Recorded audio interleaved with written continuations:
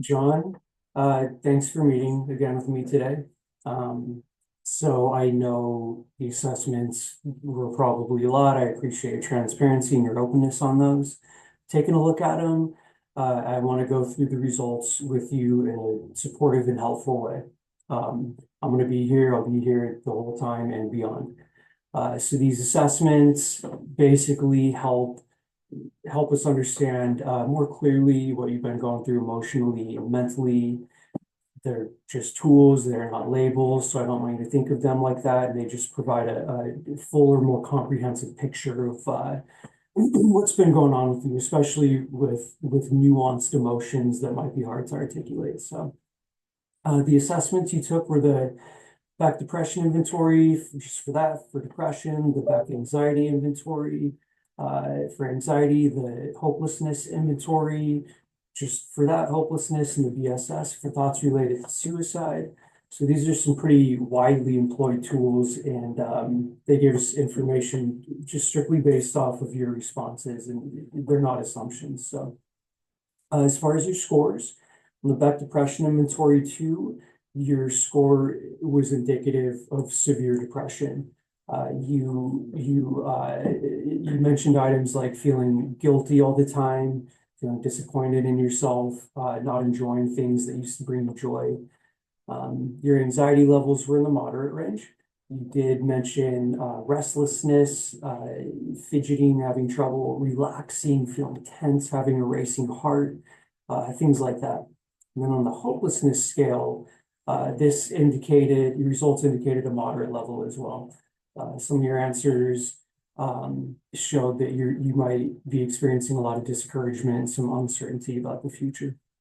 So the last part, the suicide scale, this part stands out. It is important.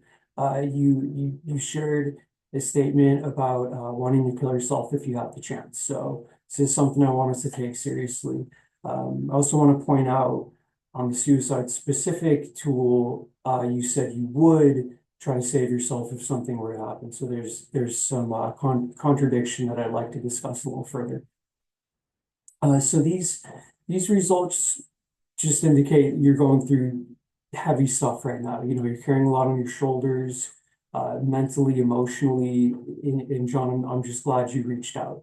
You know, you took an important step just in doing that. So we're going to focus on keeping you safe, helping you regain some control. And this might mean frequent check-ins, developing a safety plan, and exploring different options that work for you. So that, you know, that could be therapy, group therapy, medication. There are many helpful avenues you can take. So I want to remind you, you're more than just your scores. You know, you're a 30-year-old dad, you're a manager, you work your butt off every day.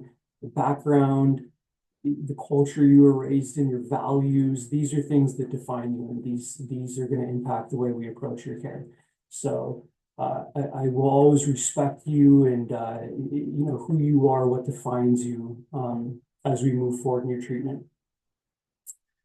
So this is the beginning. You know, I'm going to be here with you. The thoughts you're having are important, and importantly, they're treatable. So we're gonna build a plan together that helps you feel more hopeful and less anxious and more connected with the life you want to live. So thanks for your trust, John.